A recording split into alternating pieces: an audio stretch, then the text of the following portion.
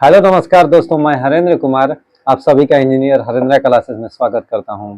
जैसा कि दोस्तों हम लोग प्रतिदिन क्विज करते हैं, आज भी क्विज का आयोजन कर दिए हैं। आज का मेरा कल का कोई क्वेश्चन नहीं था क्विज का, उससे पहले वाले क्विज का क्वेश्चन था कि सीरी के किले का निर्माण किसने किया था। तो सीरी के किले का निर्माण अलाउद्दीन खिलजी ने किया था। किसने किया था? अलाउद्दीन खिलजी ने। अगला दिन के लिए मेरा क्वेश्चन है, यानी अगले क्विज के लिए मेरा क्वेश्चन है कि बताइए गौतम बुद्ध जब गृह त्याग किए थे, गौतम बुद्ध जब गृह त्याग किए थे तब बताइएगा कि उस गृह त्याग को किस प्रतीक से सूचित किया जाता है। यानी उसके घर त्याग किए थे ना, जब गृह त्याग किए थे तो उनका किस प्रतीक द्वारा सूचित किया जाता है, उस प्रतीक का कमेंट बॉक्स में नाम लिखना है। अगर आपको याद है तो कृपया करके कमेंट बॉक्स में रिप्लाई करें, अन्यथा मैं अगले क्विज में इसका आंसर जरूर बताऊंगा। ठीक दोस्त, आज हम लोग घटना चक्र के साइंस से शुरू करते हैं। आइए, रेटिनॉल, रेटिनॉल कहाँ होता है? तो नेत्र सूख कर लाल होना रेटिनॉल की कमी के कारण। रेटिनॉल के कमी के कारण क्या होता है बाबू? आंख जो है, नेत्र जो है सूख कर कैसा हो जाता है? लाल हो जाता है। आंख सूख कर कैसा हो जाता है? लाल हो जाता है। चलिए दोस्तों देखिए, घातक रक्त अल्पता रोग किस विटामिन की कमी के कारण होता है? तो साइनोकोबालामिन, साइनोकोबालामिन। B12 के रासायनिक नाम क्या है बाबू? साइनोकोबालामिन। अच्छा जी, मानसिक व्याधि पायरिडॉक्सिन, पायरिडॉक्सिन के कमी के कारण क्या होता है कि मानसिक व्याधि होता है, मानसिक व्याधि होता है। नियासिन, थायरॉक्सिन, राइबोफ्लेविन तथा पायरिडॉक्सिन में से यौगिक जो एक विटामिन नहीं है वह थायरॉक्सिन है। कौन है? थायरॉक्सिन है, जो विटामिन नहीं है। थायरॉक्सिन क्या है? विटामिन नहीं है। थायमिन के कमी से बेरी बेरी रोग, थायमिन के कमी से बेरी बेरी रोग। दोस्त B1 के कमी के चलते बेरी बेरी, या B1 का रासायनिक नाम क्या है बाबू? Thiamine, thiamine. B2 के राइबोफ्लेविन। विटामिन डी का कैल्सीफेरॉल, और विटामिन डी के कमी के कारण सूखा रोग। विटामिन डी के कमी के कारण कौन रोग? सूखा रोग। ठीक है। विटामिन ई के कमी के कारण बंझापन, बंझापन जो होता है विटामिन ई के कमी के कारण होता है। नियासिन, नियासिन के कमी के कारण पिलागरा रोग होता है। ठीक है। पिलागरा रोग किसके कमी के कारण? नियासिन के कमी के कारण। केला जो एक फल के रूप में अत्यधिक मूल्यवान भोज्य पदार्थ माना जाता है। केला अगर खाइएगा तो केला जो एक फल के रूप में अत्यधिक मूल्यवान भोज्य पदार्थ माना जाता है कि प्रति 100 ग्राम में होता है तो 89 किलो कैलोरी ऊर्जा, यानी 89 दोस्त, 90 में एक कम 89 किलो कैलोरी ऊर्जा प्राप्त होता है। 100 ग्राम आप केला खाइएगा तो 100 ग्राम केला खाइएगा तो कितना कैलोरी प्राप्त होगा ऊर्जा? 89 किलो कैलोरी ऊर्जा प्राप्त होगा। 89 देखिए किलो कैलोरी लिखा है, किलो कैलोरी ऊर्जा प्राप्त होता है। फलियां अत्यधिक पौष्टिक होती है। जो फल होता है वह अत्यधिक पौष्टिक होता है क्योंकि उसके प्रचुर मात्रा में, उनमें प्रचुर मात्रा में होता है प्रोटीन। क्या होता है बाबू? प्रोटीन। फलियां अत्यधिक पौष्टिक होती हैं क्योंकि उनमें प्रचुर मात्रा में क्या होता है? प्रोटीन। अरहर, सोयाबीन, उड़द, चना, मटर और गेहूं में से प्रोटीन की अधिकतम मात्रा पाई जाती है सोयाबीन में। प्रोटीन की अधिकतम मात्रा किस में पाई जाती है? तो सोयाबीन में। चावल, मूंगफली, सेब में से प्रोटीन का सबसे अच्छा स्रोत कौन है? तो मूंगफली। मूंगफली, मूंगफली दोस्त, उसको जैसे बेदमिया ना कहीं ना जा, यानी वही है मूंगफली। मूंगफली जो है वह प्रोटीन का सबसे अच्छा स्रोत है। नारियल, मूंगफली, सोयाबीन एवं सूरजमुखी में से प्रोटीन व एवं वसा दोनों की प्रचुरता पाई जाती है। प्रोटीन और वसा दोनों के किस में? तो मूंगफली में। प्रोटीन और वसा कह देगा दोनों किस में? तो मूंगफली में। बाल जिस प्रोटीन का बना होता है उसे क्या कहते हैं? क्रिएटिन। यानी बाल जो होता है ना, क्रिएटिन प्रोटीन का बना होता है। बाल किसका बना होता है? Creatine protein. कौन प्रोटीन? Creatine protein. बोलिए चुप क्यों है? मानव के बाल एवं नख में विद्यमान प्रोटीन कौन होता है? क्रिएटिन। यानी बाल और नाखूनिया जो होता है ना, उसमें कौन सा प्रोटीन है? Creatine protein. गाजर में कैरोटीन प्रोटीन, टमाटर में लैकोपिन प्रोटीन, पका हुआ पपीता में कौन विटामिन? Vitamin A. पका हुआ आम में vitamin B, sorry vitamin A. पका हुआ आम में विटामिन ए। चुपचाप है। प्रोटीन की प्रचुरता वाले खाद्य पदार्थों में उपस्थित एमिनो अम्ल टायरोसिन के बारे में सही कथन क्या है? तो यह ऊर्जा के स्तर को बढ़ाने में सहायता कर सकता है। यह ऊर्जा की मात्रा को बढ़ाने में सहायता कर सकता है। अब यह बोली है गेहूं में रोटी बनाने के गुणों को प्रभावित करने वाला पदार्थ कौन है बाबू? तो ग्लूटीन। कौन है? ग्लूटीन। ग्लूटीन कह रहा कि गेहूं में रोटी बनाने के गुणों को, गेहूं में रोटी बनाने के गुणों को प्रभावित करने वाला पदार्थ कौन है बाबू? तो ग्लूटीन। कौन है? ग्लूटीन। एक कठोर परिश्रम करने वाले पुरुष की दैनिक ऊर्जा की आवश्यकता होती है तो 3500 से 4000 किलो कैलोरी। अगर कोई मेहनती रोज मेहनत करता है, जैसे मजदूर वर्ग के हो गया व्यक्ति जो मेहनत करता है दिन में, तो कठोर परिश्रम करता है, तो उसके लिए दैनिक मजदूरी कितने आवश्यकता होती है? तो 3500 से 4000 कैलोरी ऊर्जा, किलो कैलोरी ऊर्जा की आवश्यकता होती है। एक गिलास पानी पीने से कैलोरी मिलती है ऊर्जा, यानी एक गिलास अगर आप पानी पीजिएगा ना तो कितना कैलोरी ऊर्जा प्राप्त होगा?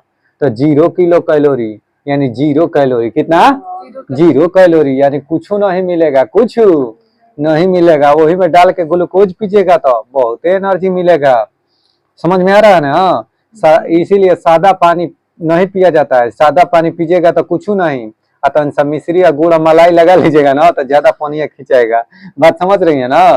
तो क्योंकि स्टार्च की मात्रा पाया जाता है। क्या पाया जाता है चीनी में? स्टार्च। स्टार्च क्या होता है बाबू? कार्बोहाइड्रेट, जिससे कि हमें एनर्जी फील होता है। इसीलिए आदमी कहता है कि गुड़ या मिश्री लगा के पानी 2 लोटा खींच लो।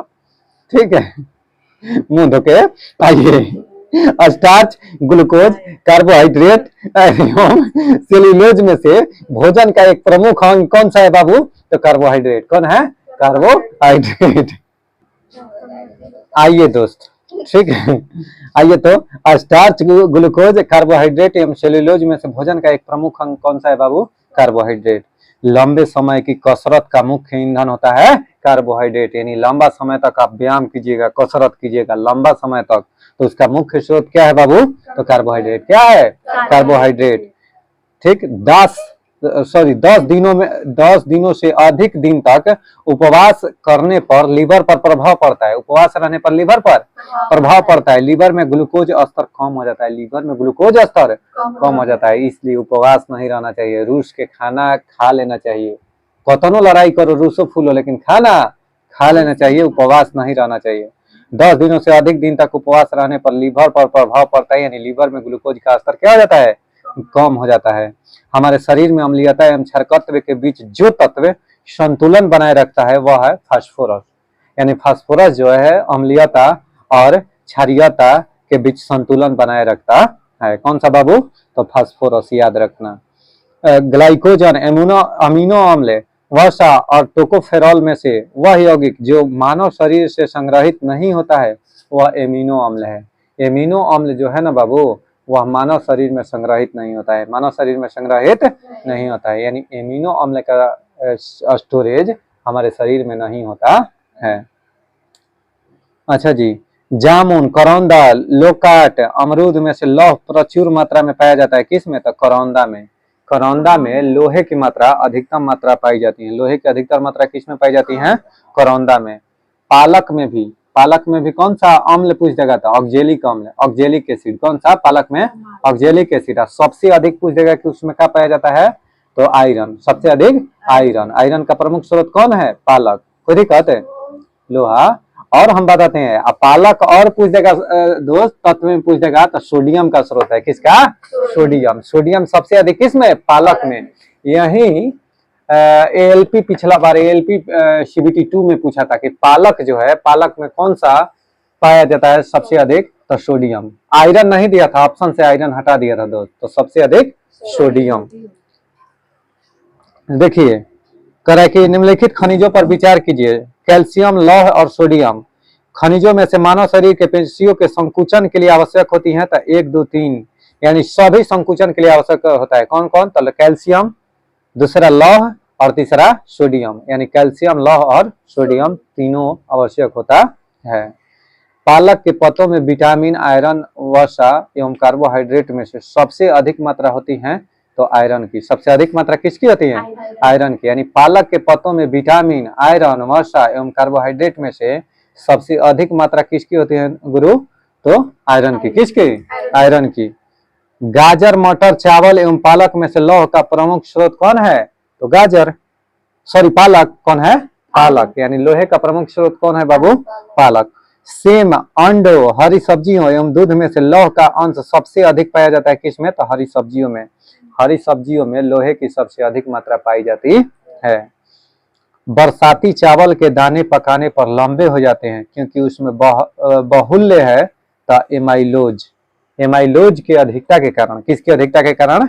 एमाइलोज की अधिकता के कारण बरसाती चावल के दाने पकाने पर वह क्या हो जाते हैं? लंबे हो जाते हैं। दूध में मिठास आती है किसके कारण? तो लैक्टोज की उपस्थिति के कारण।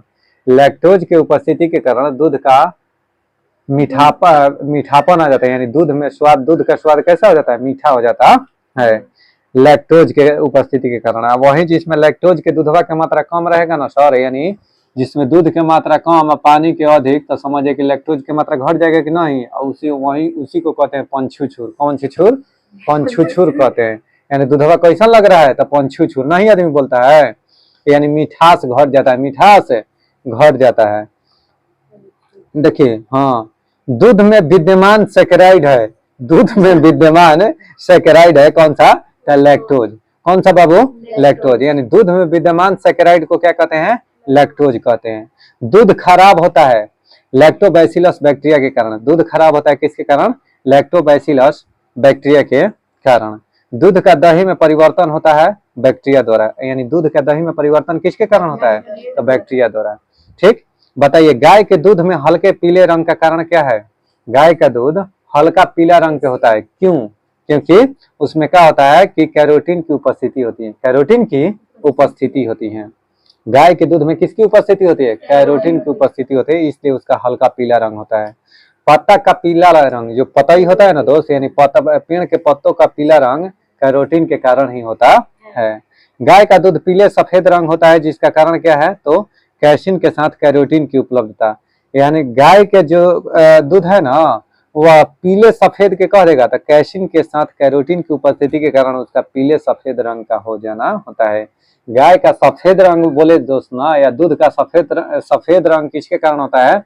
कैसीन प्रोटीन के कारण। कैसीन प्रोटीन के कारण दूध का उजला रंग होता है, सफेद रंग होता है। दूध का पीला रंग पूछेगा ना, तो कैरोटीन प्रोटीन के कारण होता है। नाखून में कौन, नाखून और बाल में कौन प्रोटीन? तो कीरेटिन।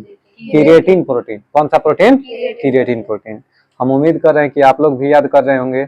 आइए, दूध का सफेद रंग केसिन प्रोटीन के कारण होता है। भैंस के दूध में औसत वसा की मात्रा कितनी होती है बाबू?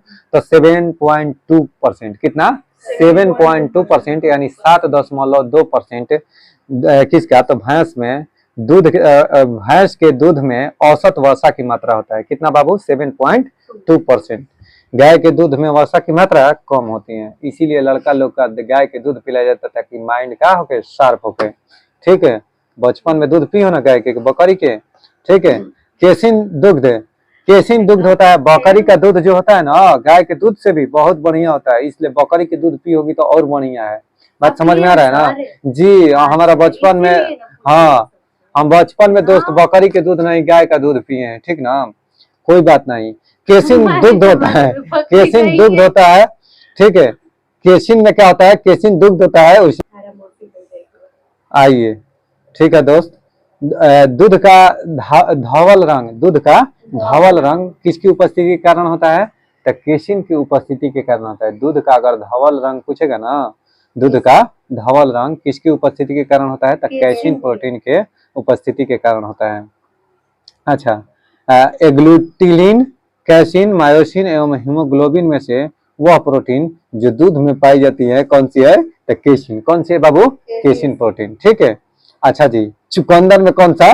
चुकंदर में क्या पाया जाता है? चीनी। चुकंदर में चीनी। अच्छा, शहद में कौन सा? तो ग्लूकोज और फ्रुक्टोज। शहद में ग्लूकोज एवं फ्रुक्टोज। कपास में सेल्यूलोज। कपास में क्या पाया जाता है? सेल्यूलोज। और दूध में पूछ देगा तो लैक्टोज। दूध में कौन सा? लैक्टोज। कोई दिक्कत है? कोई दिक्कत नहीं ना कैमरा मास्टर है? बने रहिए। ठीक है, सैक्रिन सैक्रिन प्रोटीन जो होता है किसमें पाया जाता है? तो कार्बनिक यौगिक में। यानी कृत्रिम मिठास के लिए किसका? तो सैक्रिन का यूज किया जाता है। सैक्रिन का, किसका? सैक्रिन का। एड्रेनालिन क्या है? एड्रेनालिन क्या है बाबू? तो एक हार्मोन है। एड्रेनालिन क्या है? तो एक हार्मोन है। थायमिन क्या है? तो विटामिन है। थायमिन क्या है? विटामिन है। किरेटिन क्या है? प्रोटीन है। किरेटिन प्रोटीन है। शरीर के ऊतकों का निर्माण होता है प्रोटीन से। शरीर के ऊतक का निर्माण किससे होता है बाबू? प्रोटीन से। मानव शरीर की धीमी वृद्धि होती है प्रोटीन के कमी के कारण। मानव शरीर की धीमी वृद्धि होती है किसके कारण? तो प्रोटीन के कमी के कारण मानव शरीर का धीमी गति से वृद्धि होता है। विटामिन बी12 में क्या पाया जाता है? कोबाल्ट। विटामिन बी12 में क्या पाया जाता है? कोबाल्ट। हीमोग्लोबिन, लोहे की मात्रा, हीमोग्लोबिन में लोहे की मात्रा यानी आयरन की मात्रा। क्लोरोफिल में मैग्नीशियम होता है, क्लोरोफिल में मैग्नीशियम होता है। पीतल में तांबा होता है, पीतल में तांबा होता है। खाने का नमक में सोडियम क्लोराइड, खाने का नमक में क्या होता है? सोडियम क्लोराइड, यानी इसका रासायनिक नाम क्या है? तो NaCl। इसी को टेबल साल्ट कहते हैं। कौन साल्ट? Table salt. अच्छा, कपड़े के धोने का सोडा सोडियम कार्बोनेट। कपड़े के धोने के सोडा के क्या नाम है? Sodium carbonate. Na2CO3 × 10H2O। तो उसमें 10 जो अणु होता है किसका होता है? जल का। ये भी क्वेश्चन पूछता है। चैल्कोपायराइट, चैल्कोपायराइट किसका अयस्क है बाबू? सॉरी, चैल्कोपायराइट किस में पाया जाता है? तांबा में। किस में? तांबा में चैल्कोपायराइट पाया जाता है। ठीक है दोस्तों, अब हम लोग इतिहास की ओर बढ़ेंगे। इतिहास के क्वेश्चन देखते हैं। देखिए दोस्तों, शब्द इंपीरियल प्रेफरेंस का प्रयोग किया गया। शब्द इंपीरियल प्रेफरेंस का प्रयोग किया जाता है तो भारत में ब्रिटिश आयातों पर दी गई विशेष रियासतों के लिए। किसके?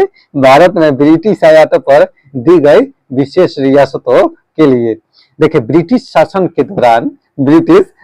के दौरान भारत में उद्योगों का कोई स्वतंत्र विकास नहीं हुआ है।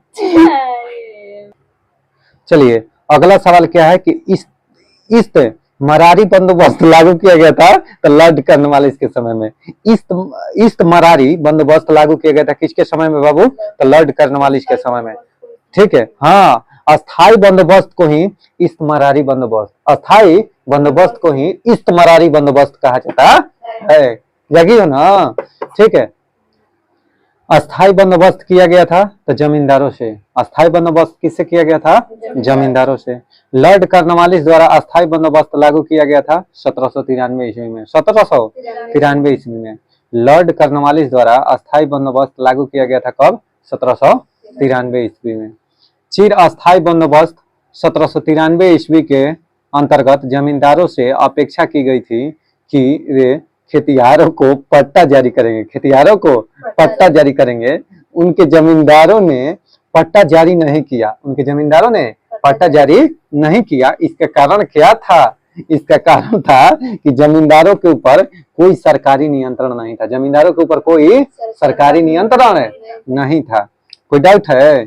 बिहार में परमानेंट सेटलमेंट लागू करने वाला, बिहार में परमानेंट सेटलमेंट लागू करने का कारण क्या था? तो भू राजस्व का राजस्व निर्णय करना। भू राजस्व का राजस्व निर्णय करना, यही था परमानेंट सेटलमेंट लागू करने का कारण। बंगाल और बिहार में भूमि पर किराएदारों के अधिकारों को बंगाल किराएदारी अधिनियम द्वारा दिया गया था सन 1885 में। कब बाबू? 1885 ईस्वी में। फिर से सुनिएगा, 1885 ईस्वी में बंगाल और बिहार में भूमि पर किराएदारों के अधिकारों को बंगाल किराएदारी अधिनियम द्वारा दिया गया था। कब? तो 1885 ईस्वी में। देखिए, ब्रिटिश शासन के दौरान भारत में रैयतवाड़ी बंदोबस्त के प्रारंभ किए जाने से संबंधित थे कौन? तो Alexander Reid, Thomas Munro, Elphinstone, Wingate और गोल्ड स्मिथ, ये सब थे। सर थॉमस रो भू राजस्व बंदोबस्त से संबंधित थे, वह है रैयतवाड़ी बंदोबस्त। सर थॉमस मुनरो किससे संबंधित है? रैयतवाड़ी से। अंग्रेजों ने रैयतवाड़ी बंदोबस्त लागू किया था मद्रास और बंबई में। ये हमेशा पूछता है कि रैयतवाड़ी किसने चालू किया था? तो ये थॉमस मुनरो ने। कौन? थॉमस मुनरो ने। और किस क्षेत्र पर? तो मद्रास और मुंबई वाले क्षेत्र पर रैयतवाड़ी व्यवस्था लागू की गई थी। अंग्रेजों ने रैयतवाड़ी व्यवस्था सर्वप्रथम आरंभ की थी तो मद्रास प्रेसिडेंसी से। यानी जो अंग्रेज जो था वो रैयतवाड़ी व्यवस्था कहाँ से लागू किया था बाबू? तो मद्रास प्रेसिडेंसी से। किससे? मद्रास प्रेसिडेंसी से। ब्रिटिश व्यवस्था में रैयतवाड़ी भू राजस्व संग्रह प्रचलित था तो दक्षिण तथा पश्चिमी भारत में। दक्षिणी तथा पश्चिमी भारत में, यानी ब्रिटिश व्यवस्था में रैयतवाड़ी भू राजस्व संग्रह प्रचलित था तो दक्षिणी तथा पश्चिमी भारत में, दक्षिणी तथा पश्चिमी भारत में। रैयत बाड़ी बंदोबस्त के संदर्भ में सही कथन क्या है? तो किसानों द्वारा लगान सीधे सरकार को दिया जाता था, किसानों द्वारा लगान सीधे सरकार को दिया जाता था। सरकार रैयत को पट्टे देती थी, सरकार रैयत को पट्टे देती थी। कर लगाने के पूर्व भूमि का सर्वेक्षण और मूल्य निर्धारण किया जाता था। यानी कर लगाने के पूर्व क्या किया जाता था? भूमि का सर्वेक्षण और मूल्य निर्धारण किया जाता था। किस प्रथा में बाबू? तो रैयत बाड़ी प्रथा में। वह प्रथा जिसके तहत किसान स्वयं भूमि का मालिक होता है, वह प्रथा जिसके तहत किसान स्वयं भूमि का मालिक होता है और सरकार के भू राजस्व के भुगतान के लिए जिम्मेदार माना जाता है, वह प्रथा कौन सी है? रैयत बाड़ी। यानी रैयत बाड़ी प्रथा में क्या होता है कि इसमें स्वयं किसान जो होता है भूमि का मालिक होता है और सरकार को भू राजस्व के भुगतान के लिए जिम्मेदार माना जाता है। किस प्रथा में बाबू? तो रैयत बाड़ी प्रथा में। रैयत बाड़ी प्रथा कहाँ से? तो मद्रास प्रेसिडेंसी से शुरू हुआ था। किस क्षेत्र में लगा था? तो मद्रास और मुंबई में, मद्रास और मुंबई में, बम्बई, ठीक है। और सर थॉमस मुनरो ने रैयत बाड़ी व्यवस्था शुरू किया था। आइए, सत्य कथन क्या है? तो ब्रिटिश सरकार ने भारत में अलग अलग भागों पर भू राजस्व की अलग अलग व्यवस्था लागू की थी। इसमें भारतीय किसानों में अलग अलग वर्ग बन गए। यानी ब्रिटिश सरकार ने भारत के अलग अलग भागों में, ब्रिटिश सरकार ने भारत के अलग अलग भागों में भू राजस्व की अलग अलग व्यवस्था लागू की थी, भू राजस्व की अलग अलग व्यवस्था लागू की थी। इससे भारतीय किसानों में अलग अलग वर्ग बन गए थे, भारतीय किसानों में अलग अलग वर्ग बन गए थे। असम में सर्वप्रथम चाय कंपनी की स्थापना कब हुई थी बाबू? 1839 ईस्वी में। असम में दोस्त प्रथम चाय कंपनी की स्थापना कब हुई थी? 1839 में। कैमरा देने देखिए, कब? 1839 ईस्वी में, ठीक है। पंजाब भूमि स्थानांतरण अधिनियम कब पारित किया गया था? 1900 ईस्वी में। कब? 1900 ईस्वी में। यानी पंजाब भूमि हस्तांतरण अधिनियम कब पारित किया गया था? 1900 ईस्वी में। कब बाबू? 1900 ईस्वी में। अच्छा जी, व्यवस्था एक तरफ है, एक तरफ संबंधित राज्य। यानी व्यवस्था है एक तरफ संबंधित राज्य। जजमानी व्यवस्था किस राज्य में लगा हुआ था? जजमानी नहीं, पंडित जी पूजा कराते हैं जजमानिका में लेते हैं। तो जजमानी व्यवस्था उत्तर प्रदेश में। कहाँ? उत्तर प्रदेश में। 12 बलूट, 12 बलूट, काला कलूट कहते हैं ना, काला कलूट है तो उसमें 12 बलूट है। तो महाराष्ट्र में 12 बलूट योजना कहाँ पर? महाराष्ट्र में। मीरासी, मीरासी योजना कहाँ पर? मीरासी व्यवस्था कहाँ पर बाबू? तमिलनाडु में। मीरासी व्यवस्था तमिलनाडु में। अडाडे, अडाडे व्यवस्था कहाँ? कर्नाटक में। अडाडे व्यवस्था कर्नाटक में। ब्रिटिश भारत में सैन्य बल पर केंद्रीय राजस्व का कुल प्रतिशत व्यय होता था 40%। कितना बाबू? 40%। यानी ब्रिटिश भारत में सैन्य बल पर केंद्रीय राजस्व का कुल प्रतिशत व्यय होता था कितना? 40%। कितना? 40%। दादा भाई नौरोजी द्वारा प्रतिपादित अपवाह सिद्धांत यानी ड्रेन थ्योरी की सही परिभाषा क्या है? यानी जो दादा भाई नौरोजी ने ड्रेन थ्योरी दिया था ना बाबू, ड्रेन थ्योरी का हिंदी जो में क्या कहते हैं? अपवाह सिद्धांत। कौन सा? अपवाह सिद्धांत है। इसका क्या परिभाषा था बाबू? तो भारत की राष्ट्रीय संपदा का एक भाग अथवा कुल वार्षिक उत्पाद ब्रिटेन को निर्यात कर दिया जाता था, ब्रिटेन को निर्यात किया जाता था। फिर से सुनिएगा, भारत की राष्ट्रीय संपदा का एक भाग अथवा कुल वार्षिक उत्पाद ब्रिटेन को निर्यात कर दिया जाता था, जिसके लिए भारत का कोई वास्तविक प्रतिफल नहीं मिलता था, कोई वास्तविक प्रतिफल नहीं मिलता था। यही अपवाह का सिद्धांत यानी ड्रेन थ्योरी में यही चीज लिखा हुआ है। अंग्रेजों के शासनकाल में भारत के आर्थिक दोहन के सिद्धांत को प्रतिपादित किया था किसने बाबू? तो दादा भाई नौरोजी ने। किसने? दादा भाई नौरोजी ने। अंग्रेजों के शासनकाल में भारत के आर्थिक दोहन के सिद्धांत को प्रतिपादित किया था किसने? तो किसने? दादा भाई नौरोजी ने। निष्कासन का सिद्धांत, निष्कासन का सिद्धांत किसने दिया था बाबू? तो दादा भाई नौरोजी ने। किसने? दादा भाई नौरोजी ने। सत्य कथन क्या है था? ब्रिटिश काल में सामान्यतः भारत का व्यापार संतुलन अनुकूल था। धन की निकासी का स्वरूप प्रतिफलित निर्यात था। कहने का मतलब है कि भारत का व्यापार संतुलन अनुकूल था, व्यापार बहुत बढ़िया से हो रहा था, लेकिन धन की निकासी का स्वरूप प्रतिफलित नहीं था, प्रतिफलित निर्यात था, यानी प्रतिफल था, अनुकूल नहीं था। यानी धन जितना प्राप्ति होना चाहिए उतना नहीं होता था, यह प्रतिफल में था, लेकिन व्यापार अनुकूल था। देखिएगा लड़का क्वेश्चन गड़बड़ाता है, अनुकूल व्यापार था भाई साहब। अगर धन पूछ देना पैसा, तो पैसा की बात करें तो यह प्रतिफलित था। कैसा था? प्रतिफलित था। भारत में उपनिवेशवाद का आलोचक कौन थे? तो दादा भाई नौरोजी, जी सुब्रमण्यन अय्यर तथा आरसी दत्त। ठीक है। Poverty and on British rule in India नामक पुस्तक प्रकाशित की गई थी 1901 ईस्वी में। कब बाबू? 1901 ईस्वी में। ठीक है। Poverty and on British rule in India नामक पुस्तक किसने लिखा था बाबू? तो दादा भाई नौरोजी ने। आंख गड़ रहा है, ठीक है, कोई बात नहीं, सुनिएगा ध्यान से। ब्रिटिश हाउस ऑफ कॉमन्स में चुने जाने वाले दादा भाई नौरोजी प्रथम भारतीय थे जिन्होंने इस दल के टिकट पर चुनाव लड़ा था। किस दल पर हो? तो उदारवादी दल। कौन दल? उदारवादी दल। दादा भाई नौरोजी को भारतीय राष्ट्रीय आंदोलन को सर्वाधिक प्रभावी देन थी किसके? तो उन्होंने इस बात को अभिव्यक्त किया कि ब्रिटेन भारत का आर्थिक शोषण कर रहा है। यानी दादा भाई नौरोजी की भारतीय राष्ट्रीय आंदोलन की सर्वाधिक प्रभाविता दी गई थी। किसको? दादा भाई नौरोजी को। काहे सर? क्योंकि वह एक बात कहे थे। कौन सा बात बाबू? तो ब्रिटेन भारत का आर्थिक शोषण कर रहा था, यही चीज बताए थे। कौन? तो दादा भाई नौरोजी। इसी के चलते उनको काफी मात्रा में राष्ट्रीय आंदोलन का सर्वाधिक योगदान मिला था। भारत में ब्रिटिश आर्थिक नीति घिनौनी है, यह विचार किसने दिया था? तो कार्ल मार्क्स ने। किसने? कार्ल मार्क्स ने। यानी भारत में ब्रिटिश आर्थिक नीति घिनौनी है, यह विचार व्यक्त किया था कार्ल मार्क्स ने। सुनना ध्यान से। ब्रिटिश शासन के समय अर्थव्यवस्था को खोखला करने यानी इकोनॉमिक ड्रेन के सिद्धांत के बारे में पुस्तक लिखे थे किसने? तो दादा भाई नौरोजी। दादा भाई